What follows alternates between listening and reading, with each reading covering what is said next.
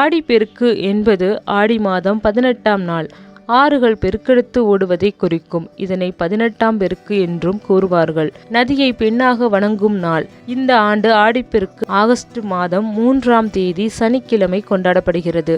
ஆடிப்பெருக்கு அன்று நதிகளை வழிபடுவதன் மூலம் நீர்வளம் பெருகும் என்பது நம்பிக்கை. ஆடிப்பெருக்கு நாளில் புத்தாடை அணிந்து சர்க்கரை பொங்கல், புளியோதரை, எலுமிச்சை சாதம், தயிர் சாதம் மற்றும் வடகம் முதலான பதார்த்தங்களை எடுத்து சென்று நதிக்கரையில் அமர்ந்து நதிகளை தாயாக கருதி பூஜித்து விருந்துண்டு மகிழ்வார்கள். இந்த தினத்தில் செய்யப்படும் மங்கள காரியங்கள் பன்மடங்கு பலன் தரும் என்பது ஐதீகம். இந்த ஆண்டு காவிரியில் வெள்ளப்பெருக்கு ஏற்பட்டுள்ளதால் நீராட தடை விதிக்கப்பட்டுள்ளது. எனவே காவிரியில் நீராடுவதை தவிர்த்து ஆடிப்பெருக்கை பாதுகாப்பாக கொண்டாடுங்கள். ஆடிப்பெருக்கு நாளில் எப்படி தாலிக்கயிறு மாற்றலாம்? ஆடிப்பெருக்கன்று பெண்கள் தாலி பெருக்கி போடுவார்கள். இதன் மூலம் கணவரின் ஆயுள் அதிகமாகும் என்ற நம்பிக்கை. மேலும் புது பெண்கள் ஆடிப்பெருக்கன்று புதிய மஞ்சள் கயிற்றை மாற்றிக்கொள்வார்கள். ஆடிப்பெருக்கு நாளில் அதிகாலை பிரம்ம முகூர்த்த நேரத்தில் தாலி கயிற்றை மாற்றிக்கொள்வது சிறப்பான பலன்களை தரும். இல்லையெனில் காலை 10:30 மணி முதல் 11 மணிக்குள் மாற்றிக்கொள்ளலாம். பகல் 12 மணிக்குள் தாலிக்கயிறு மாற்றுவது சிறந்த நேரமாக கருதப்படுகிறது.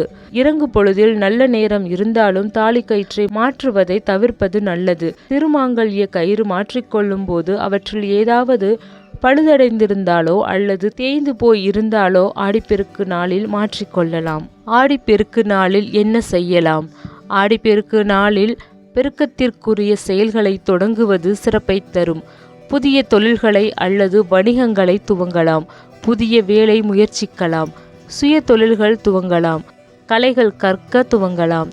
செல்வம் பெருக ஆடிப்பெருக்கு நாளில் எதை வாங்கினாலும் அது பன்மடங்காக பெருகும் என்பது ஐதீகம்.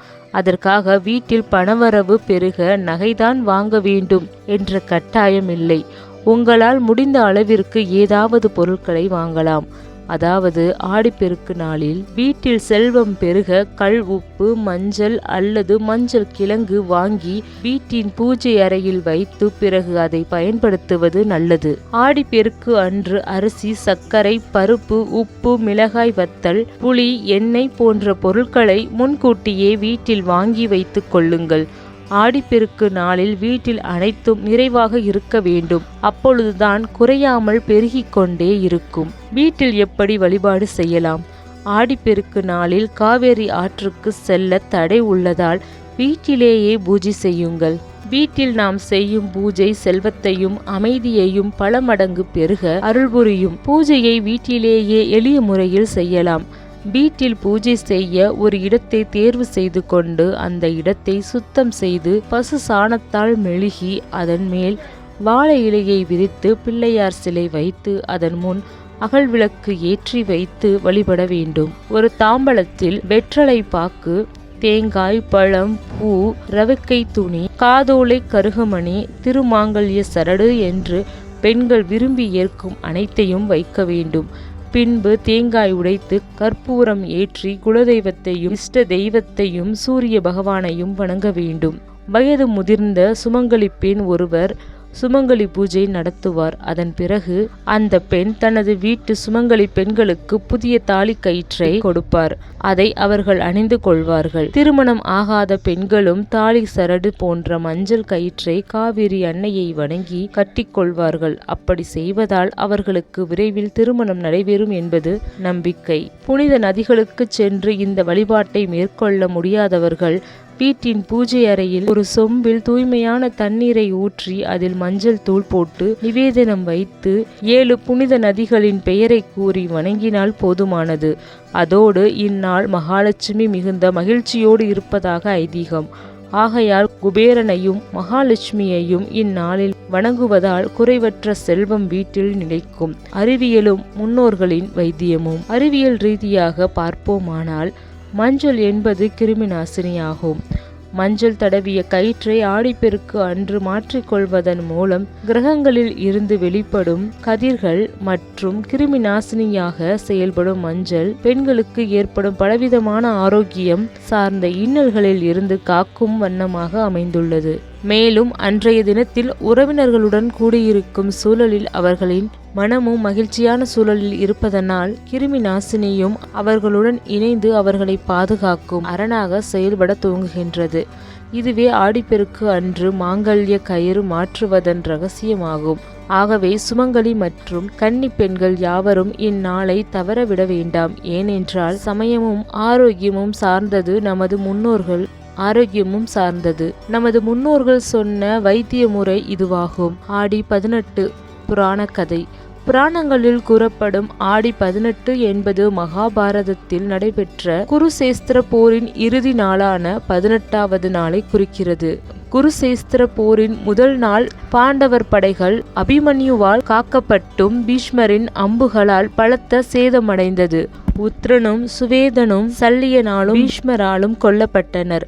பாண்டவர் படைகள் முதல் நாள் போரில் படுதோல்வி அடைந்ததை சரிக்கட்ட பீஷ்மரை கொல்ல அணிவகுத்தனர். ஆனால் கௌரவர் படைகள் பீஷ்மரை காத்து நின்று போரிட்டது. பீஷ்மரை கொல்ல சிகண்டியை போர்க்களத்தில் பீஷ்மருக்கு எதிராக நிறுத்தி போரிட கிருஷ்ணர் ஆலோசனை கூறினார். கிருஷ்ணரின் ஆலோசனையின்படி சிகண்டியை பீஷ்மருக்கு எதிராக போரிட போர்க்களத்திற்கு அனுப்பினர். இந்த நல்ல சந்தர்ப்பத்தை பயன்படுத்தி சிகண்டியின் பின் இருந்து அர்ஜுனன் தனது அம்பு மலையால் பீஷ்மரின் உடலை சல்லடையாக துளைத்தெடுத்து அம்பு படுக்கையில் கிடத்தினான். இப்படி தொடர்ந்து 15 நாள் போர் நடக்க ஒவ்வொருவராக போரில் இருந்து கொண்டே வந்தனர். 16ஆம் நாள் போரில் கௌரவர்களின் தலைமை படை தலைவராக கர்ணன் நியமிக்கப்பட்டான். கர்ணனின் தேரை சல்லியன் ஓட்டினார். கர்ணன் போரில் லட்சக்கணக்கான பாண்டவ படைகளை கொன்றான்.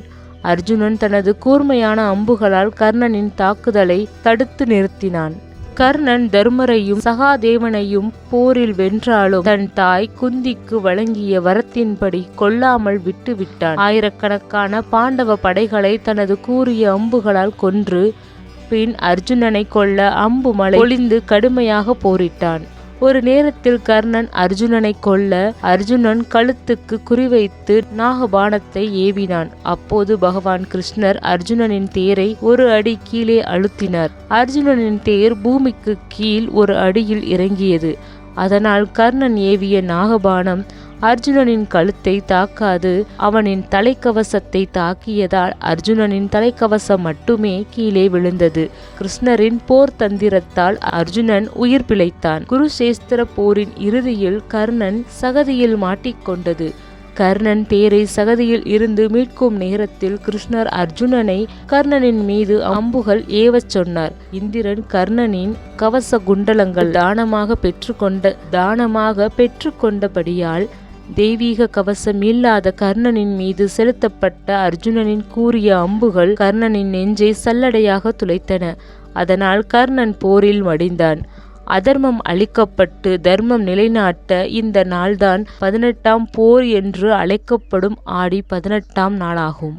இந்த ஆண்டு காவிரியில் வெள்ளப்பெருக்கு ஏற்பட்டுள்ளதால் நீராட தடை விதிக்கப்பட்டுள்ளது. எனவே காவிரியில் நீராடுவதை தவிர்த்து ஆடிப்பெருக்கை பாதுகாப்பாக கொண்டாடுங்கள்.